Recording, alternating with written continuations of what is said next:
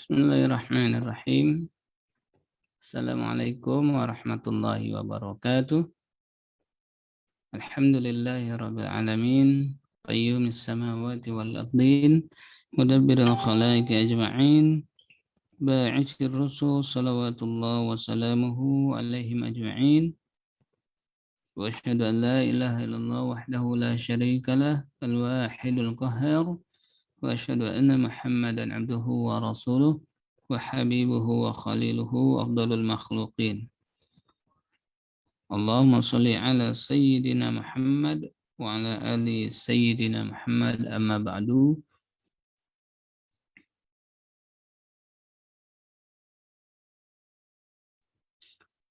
Semoga kita senantiasa berada dalam naungan keridhaan serta rahmat atau kasih sayang dari Allah Subhanahu wa taala dalam setiap memulai hari-hari kita.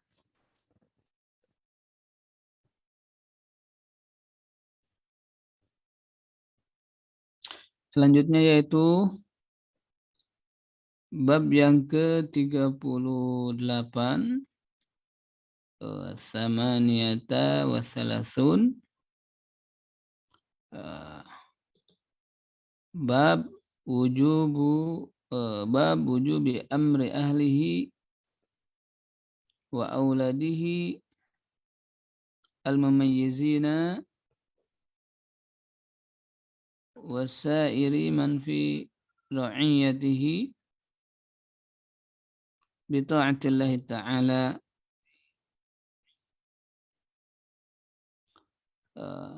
wa nahyihim 'anil mukhalafati wa ta'dibihim wa man'ihim min irtikabi manhiyi anhu. Wah, ini cukup panjang judulnya ya.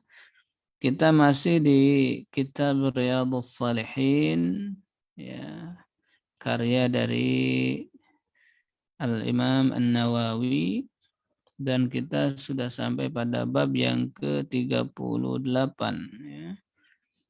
Bab yang ke-38 yaitu bab tentang kewajiban memerintahkan keluarganya, ini di sini maksudnya suami dan anak-anaknya, al-mumayyizin artinya yang sudah bisa membedakan mana yang baik dan mana yang buruk, bisa membedakan mana yang hak, mana yang batil. Wasairi, dan seluruh orang yang berada di bawah tanggung jawabnya. Memerintahkan untuk apa? Bi ta'atillahi ta'ala, untuk taat kepada Allah Subhanahu wa ta'ala, dan melarang mereka ya, dan mencegah mereka dari kebalikannya, dari maksudnya di sini yaitu menyelisihi atau membangkang kepada Allah Subhanahu wa taala. Dan juga mendidik mereka, menahan mereka dari perbuatan dosa yang dilarang, dari perbuatan yang dilarang ya. Tentu semua perbuatan dosa dilarang ya, dari berbuat ya manhi anhu ya, sesuatu yang dilarang. Jadi bab ini menjelaskan tentang kewajiban seorang suami untuk memerintahkan keluarganya, anak-anaknya yang sudah mumayyiz, anak-anak yang sudah bisa membedakan mana yang baik, mana yang buruk, dan semua yang ada di bawah tanggung jawabnya, untuk taat kepada Allah dan melarang mereka untuk membangkang kepada Allah. Dan juga kewajiban suami untuk mendidik keluarga dan anak-anak, serta menahan mereka, menghalangi mereka dari melakukan sesuatu yang dilarang. Qala Allah Ta'ala, Allah Subhanahu wa Ta'ala berfirman, A'udzu billahi minasyaitonir rajim. Bismillahirrahmanirrahim. wa'mur ahlaka bis-salati wastabir 'alaiha. Ini Sadaqallahul Azim, ini surah Thaha ayat yang ke-132. Ya. Wa'mur, dan perintahkanlah siapa? Ahlaka, keluarga kamu. Ya, ahlaka, keluarga kamu. Ka di sini adalah kata ganti orang yang kedua atau yang disebut dengan mukhatab ya, mukhatab, dan mufrad dalam bentuk tunggal. Ya, dalam bentuk tunggal, dan ini biasanya kepada Nabi kita Nabi Muhammad SAW. Dan perintahkanlah keluargamu untuk melakukan menegakkan salat dan bersabarlah atas mereka. Dan bersabarlah atas mereka. Jadi perintahkan salat, tapi bisa jadi bukan langsung sekali perintah langsung ditaati, bisa jadi perlu waktu. Makanya harus sabar juga, jangan terburu-buru. Wa qala ta'ala, dan Allah Subhanahu wa ta'ala juga berfirman, A'udzubillahi minasyaitonirrajim. Bismillahirrahmanirrahim. Ya ayyuhalladzina amanu qu anfusakum wa ahlikum nara. Wahai orang-orang yang beriman, ya, jauhkanlah, ya, jagalah dirimu dan juga keluargamu naro, dari neraka, dari siksa api neraka. Surah At-Tahrim, ya, bisa dilihat dalam surah At-Tahrim ayat yang ke-6. Ini sebagai muqaddimah dari bab yang ke-38 ini, jadi 2 ayat, yaitu surah Taha 132 dan juga surah At-Tahrim ayat yang ke-6. Lalu kita mulai ke hadis yang pertama, al-awwalu, ya. Al-awwalu, hadis yang pertama, atau secara umum, secara globalnya hadis yang ke-300, ya, ke-300. Bismillahirrahmanirrahim. Allahumma shalli ala sayyidina Muhammad wa ala alihi wa sahbihi wa man tabi'ahum bi ihsanin ila yaumiddin. Wa an Abi Hurairah radhiyallahu anhu. Dari Abu Hurairah, semoga Allah meridainya. Qala, Abu Hurairah berkata, akhadhal Hasan bin Ali radhiyallahu anhuma tamratan min tamris sadaqah. Akhadha, mengambil, Al-Hasan bin Ali, siapa? Yaitu Hasan bin Ali radhiyallahu anhuma, semoga Allah meridhai keduanya, yaitu Hasan dan juga Ali karamallahu wajhah. Tamratan, sebutir kurma, ya, tamratan, sebutir kurma, min tamris sadaqah, dari kurma sedekah. Jadi ada kurma yang dikumpulkan untuk sedekah, ya. Lalu tiba-tiba Hasan bin Ali radhiyallahu anhu mengambil salah satu, ya, kurma ini. Faja'alaha, maka Hasan bin Ali radhiyallahu anhu memasukkan, ya, kurma tersebut fihi, ya, ke dalam mulutnya. Ini mulut, ya. Faqala Rasulullah sallallahu alaihi wasallam, maka berkata Rasulullah sallallahu alaihi wasallam, maksudnya di sini memberi kode keh. Nah, gitu. Armi biha, buang itu, keh, buang itu, ya. Armi, buang, biha, kurma itu, buang kurma itu. Amma alimta, hendaknya Anda ketahui, wahai Hasan, ya, gitu maksudnya, ya, takdirnya, ya. anna bahwasanya kita ini wahai Hasan la na'kulus sadaqah, tidak makan dari sedekah. Ini kata Nabi ya kepada Hasan bin Ali yang masih bayi, ya masih anak kecil, ya masih anak kecil. Ya.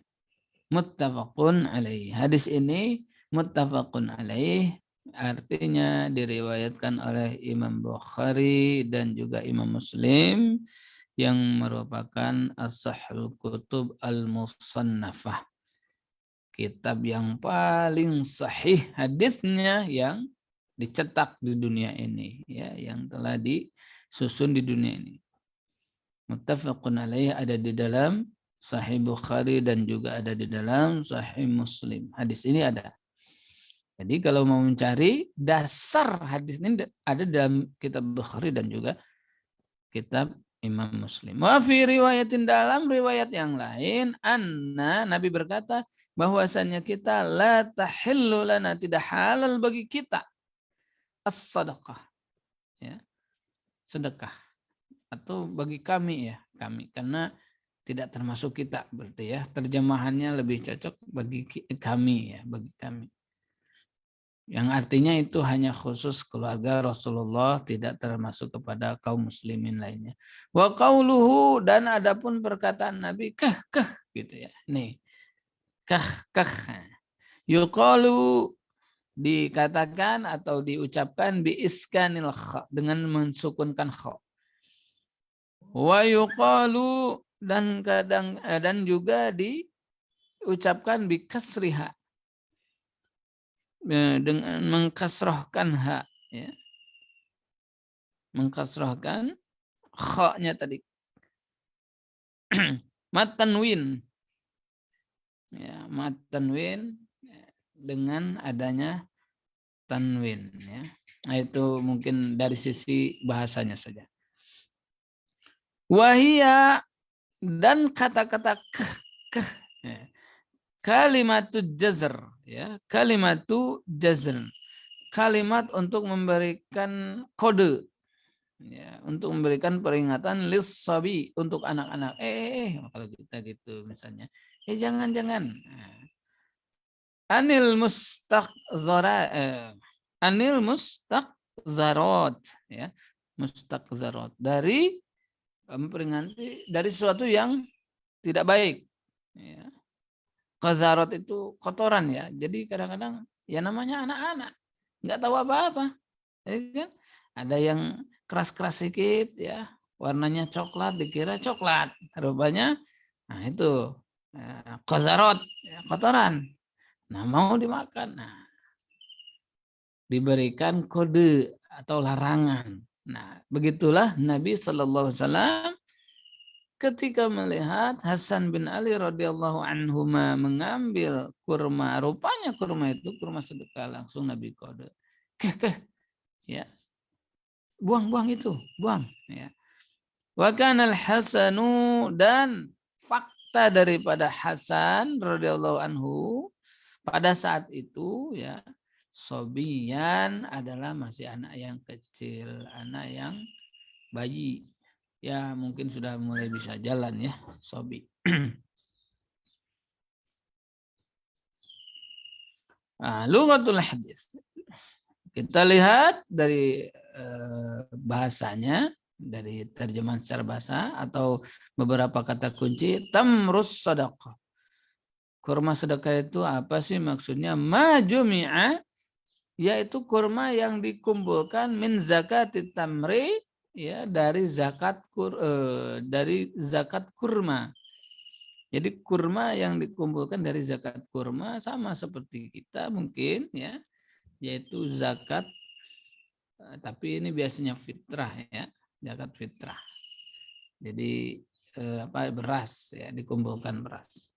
Nah, ini dikumpulkan kurma untuk zakat, tentu saja dikhususkan kepada 8 asnaf atau fakir miskin, dari prioritasnya. Nah, itu. Lana, bagi kami. Ini maksudnya apa? Alu Muhammadin sallallahu alaihi wasallam, keluarga Rasulullah sallallahu alaihi wasallam. Kalau dikenal dengan istilah ahlul bait. Wal muradu bihim Banu Hashimi wa Banu Abdul Muttalibi. Maksudnya di sini yaitu khusus untuk Bani Hasim dan Bani Abdul Muttalib. Nah, bukan untuk semuanya. Maka keluarga besar Bani Hashim dan Bani Abdul Muttalib ya, menjaga dirinya dan keluarga besarnya untuk tidak memakan dari barang sedekah. Ini sebuah penjagaan harga diri keluarga yang luar biasa gitu ya. Kalau di zaman sekarang giliran bagi-bagi sedekah berubah jadi miskin, tapi giliran belanja bukan main ya. Perlengkapan di rumah lengkap, sampai karaoke pun luar biasa. Jadi hadis ini menggambarkan tentang Hasan bin Ali yang kemudian memungut kurma yang rupanya itu kurma sedekah.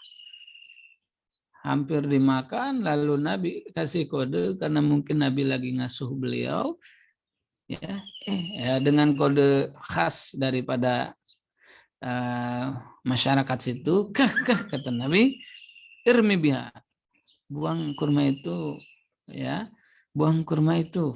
Ya. Lalu Nabi kasih nasihat sama Hasan ini, hendaknya kamu tahu ya bahwa kita ini enggak makan dari harta sedekah. Afadul hadis, lalu apa yang menjadi faedah hadis? Yang pertama, wujubu taujihi afrodil usrah. Wajibnya taujih itu apa? Memberikan arahan ya. Mengarahkan nih begini, kamu harus begini, jangan begitu. Kamu harus begitu, jangan begini. Afrodil usrah, setiap individu, setiap anggota keluarga. Ya. Waman fi riayatil insani. Dan siapa saja, pokoknya siapa saja yang berada di bawah tanggungannya. Wajib. Jangan dibiarkan begitu saja. Udahlah, biarkan aja masing-masing. Nah, suami kepada istri, istrinya udah gede kan, udah tahu mana yang benar, mana yang salah, udah biarkan aja, nggak diberikan tauji. Ya, bapak kepada anaknya, biarkan aja lah, mau keluyuran, mau nongkrong, tak pulang-pulang ya, mau sepanjang hari main game, biarkan sajalah. Atau mungkin ada juga di rumah itu ART, asisten rumah tangga, biarkan saja, yang penting tugasnya dijalankan. Hal-hal yang lain, dia mau berzina, dia mau apa, biarin aja. Nah ini nggak boleh kayak gitu. Tapi harus ada taujih, diarahkan. Wahai Ananda, kalian ini harus taat kepada Allah. Kamu harus berbakti kepada orang tua, kamu harus menjadi anak yang sopan kepada siapapun, kamu harus menjadi anak yang rendah hati, tidak sombong, gemar menabung, cuci tangan sebelum makan, dan lain sebagainya. Kasih taujih wajib.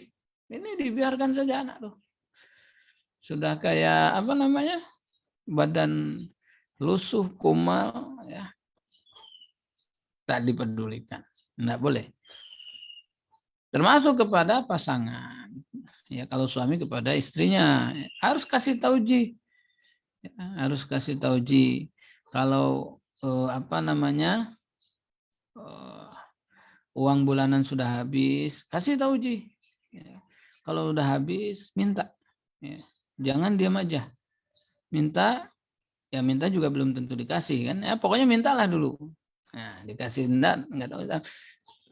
Jangan kemudian membuka aib rumah tangga. Ya. Kasih taujih. Nah, suami kepada istri kasih arahan, taujih itu arahan yang baik ya. Atau misalnya kepada ART, ada asisten rumah tangga, kasih taujih mereka. Ya. Kasih taujih. Kamu waktu sholat jangan tinggalkan, walaupun kamu sebagai pekerja di rumah kami, gitu ya. Kamu waktu makan jangan tinggalkan, jangan sampai badanmu sakit. Ya, kalau misalnya perempuan yang masih bikrun, ya masih perawan, sekali-kali jangan pernah kamu masukkan teman laki-laki ke rumah ini. Atau sekali-kali jangan pernah kamu pacaran dan lain sebagainya. Itu juga harus dikasihkan takjih. Kalau dibiarkan berarti melalaikan kewajiban, ya. Kalau melalaikan kewajiban yaitu sebuah dosa. Wa mana'ahum minal muharramat. Setelah memberi taujih juga jangan lupa, ya, jaga mereka, halangi mereka dari sesuatu yang haram. Jaga mereka dari sesuatu yang haram. Dari makanan yang haram, jaga mereka. Jangan sampai mereka mengkonsumsi makanan yang haram. Ya, ini tanggung jawab besar. Tanggung jawab berada di pundak suami atau berada di pundak kepala keluarga. Pastikan ini dilakukan, ya.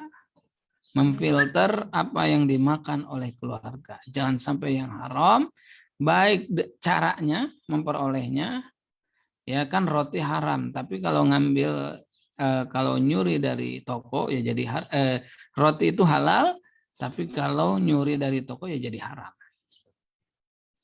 Atau kita makan sesuatu yang tidak ada label halal MUI yang resmi. Bahkan di situ ada lecitin misalnya yang dari kulit babi. Ya. Atau ada memang masih meragukan secara bahan pokok, bahan makanannya itu meragukan. Itu harus diberikan pagar. Jangan sampai keluarga ini seperti, maaf ya mungkin kasar juga, binatang ternak itu semua dimakan. Binatang ternak kalau kita lihat milih-milih rumput. Pokoknya selama itu hijau dan panjang, ya bantai habis semuanya. Mau rumput tetangga, rumput siapa, dibantai habis. Kita ini manusia, hamba Allah, punya keimanan. Keimanan ini sebagai filter, nih makanan yang haram, nih makanan yang halal. Juga membentengi, memagari keluarga ini dari perbuatan, bukan hanya makanan, perbuatan yang haram. Termasuk orang tua melarang anaknya untuk pacaran. Nah ini, pacaran itu sebuah budaya yang dihembuskan dari dunia barat. Dan itu tidak ada muaranya kecuali perzinahan. Saya percaya sama anak saya. Ya betul, tapi agama lebih tinggi, ya, kebenarannya. Saya percaya sama anak saya, dia pacaran, ya, pasti dia bisa menjaga dirinya. Iya, tapi Allah lebih maha tahu. Allah itu lebih maha tahu. Udah lebih maha tahu lagi. Allah maha tahu. Makanya Allah larang mendekati zina. Kenapa? Karena kalau sudah mendekati zina, selangkah lagi berzina. Dan pacaran itu adalah qurbuz zina, mendekati zina. Jadi kalau ada kepala rumah tangga yang membiarkan anaknya pacaran, dia sudah melalaikan kewajibannya, artinya apa? Dia berdosa. Hebat sekalipun orangnya, kalau dia membiarkan anak-anaknya pacaran, dia secara tidak langsung juga mengantarkan anaknya untuk berzina. Na'udzubillah. Nah ini harus dijaga, nggak boleh. Ma'abayanil hikmati min zalik. Ma'abayani al-hikmah min zalik. Tapi juga kalau bisa diiringi dengan hikmah. Atau, nah ini faedah atau hikmah dibalik pelarangan itu. Kenapa? Aku kan sudah dewasa, aku kan pacaran gitu kan. Aku kan bisa menjaga diri. Iya, kamu bisa menjaga diri. Tapi setan itu nggak bisa menjaga diri. Iya kan? Kamu bisa menjaga diri, tapi setan nggak bisa menjaga diri. Artinya setan nggak bisa diem aja.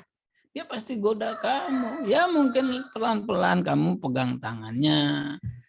Udah pegang tangan mungkin sudah biasa, ingin yang lain-lain. Dan itu bertahap dan itu terjadi. Dan itu sudah menjadi sebuah budaya yang mengerikan di dunia barat sana. Sehingga di dunia barat sana, seks bebas, ya, hidup serumah tanpa pernikahan itu dianggap suatu yang lumrah sekarang. Kalau sudah seperti itu, nasab sudah nggak guna lagi. Kamu siapa, keturunan siapa, nggak perlu lagi. Kalau sudah nggak ada lagi nasab, si fulan ini bapaknya banyak, bapaknya ya udah mau apa lagi gitu. Satu daerah, satu kampung mungkin tinggal tunggu waktunya aja, ya hancur ya, kehancurannya. Sambil dijelaskan kenapa kita nggak boleh makan ini misalnya nggak ada logo MUI, ini dari luar gitu ya, dari luar, mungkin dari halaman, dari mana, maksudnya dari luar negeri, makanan yang belum tentu halal. Kalau ndak halal atau makanan haram kalau kita makan, maka darah daging kita menjadi suluh api neraka. Pokoknya orang tua ketika melarang sesuatu, kalau bisa dibarengi dengan hikmah. Seperti Nabi tadi, ya, armi biha, buang-buang itu kurma sedekah, ya. Amma tadi apa katanya? Kata Nabi, ya, amma alimta, amma alimta. Hendaknya kamu ketahui wahai Hasan, ya, bahwasanya kita tidak makan sedekah. Itu Nabi jelaskan kepada Hasan yang masih kecil. Nah, seharusnya kita juga seperti itu. Kalau punya keterbatasan untuk memberikan hikmah, larangannya jangan sampai dibiarkan. Tetap larang. Nggak boleh pacaran. Kenapa? Pokoknya nggak boleh, ya nggak masalah. Itu bisa saja, ya memang ada kekurangan, tapi tetap harus. Nggak bisa menjelaskan gimana hikmahnya. Ya larangannya tetap harus. Nggak boleh makan ini. Kenapa nggak boleh makan ini? Ya, pokoknya nggak boleh. Bisa saja, nggak masalah. Yang penting jangan sampai, ya, larangan itu jangan sampai, filter itu jangan sampai pagar itu rusak. Sehingga anak-anak kita, keluarga kita hidup semaunya. Ya, seperti binatang ternak, bahkan lebih sesat. Selanjutnya yaitu tahrimus shadaqati waz zakati ala alil bait. Haramnya sedekah dan zakat untuk alul bait. Tadi sudah dijelaskan ya. Alul bait itu yaitu keluarganya Rasulullah dari Bani Hashim dan Bani Abdul Muttalib. Wa ahalla lahum khamsul khamsi minal ghanaimi. Dihalalkan bagi mereka 1/5 dari gonaim atau gonimah, harta rampasan perang. Itu sudah Allah tetapkan dalam Al-Quran. Saya lupa surahnya, ayatnya. Jadi 1/5 dari gonimah, ya, harta rampasan perang, ya, itu menjadi milik Nabi, ya, untuk Rasul. Dan harta rampasan perang bukan sedikit. Makanya pada prinsipnya Nabi kita Nabi yang kaya raya. Tapi beliau berprinsip hidup sederhana. Selanjutnya yang terakhir, ala waliyil amri an yaquma bi jam'i zakati, ya, kepada waliul amri, orang yang diberikan perintah. Di sini maksudnya pemerintah kalau sekarang. Ya, an yaquma bi jam'i zakati, hendaknya, ya, mengumpulkan zakat. Jadi ada juga satu sisi pemerintahan itu hendaknya mengumpulkan zakat. Makanya sekarang Indonesia sudah mulai kondusif zakat karena sudah ada undang-undang tentang badannya, ya, badan zakatnya ini. Dan badan zakat pemerintah itu kan nggak harus pemerintah langsung, bisa mendistribusikan kewenangan ini ke swasta.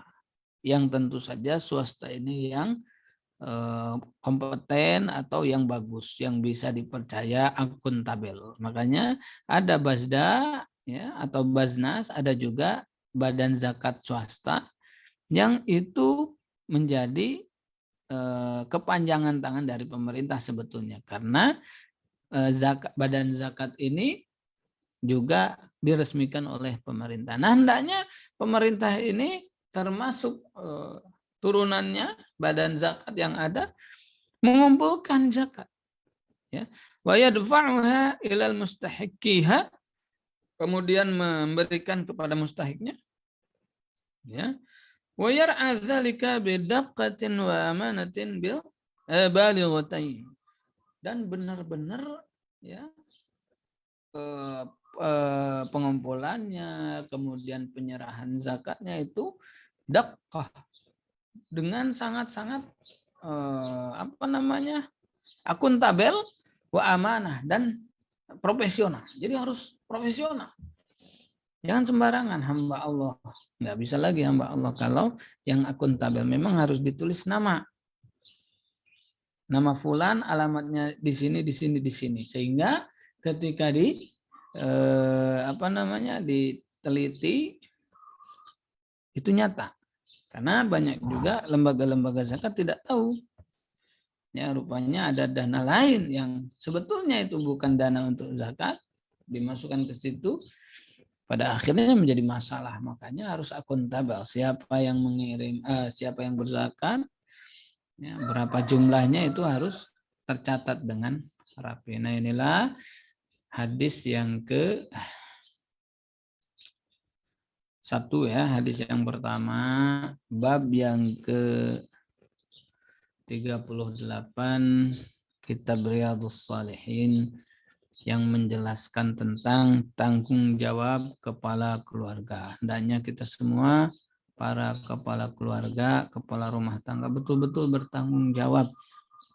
Kalau tidak, hancur keluarga kita di dunia, apalagi di akhirat nanti akan berat pertanggungjawaban ya kita di hadapan Allah Subhanahu wa taala. Oleh karenanya, pertama didik ya keluarga kita, taujih, berikan arahan menuju arah yang baik keluarga kita itu. Yang kedua, bagaimana? Larang mereka, jaga mereka, pagari mereka dari makanan yang haram, dari perbuatan yang haram gitu ya. Pokoknya sesuatu yang haram sudah pagari mereka. Jangan biarkan. Nah, dan juga senantiasa mendidik mereka, berikan hikmah ya kepada mereka sehingga mereka itu betul-betul menjadi orang-orang yang taat kepada Allah dan melaksanakan perintah Allah dan juga menjauhi larangannya. Semoga kita bisa menjalankan kepala rumah tangga khususnya, semoga kita para kepala rumah tangga bisa menjalankan kewajiban ini. Itu saja mungkin yang bisa disampaikan. Aku qouli hadza wa astaghfirullah li wa lakum. Subhanakallahumma bihamdik asyhadu an la ilaha illa anta astaghfiruka wa atubu ilaik. Assalamualaikum warahmatullahi wabarakatuh.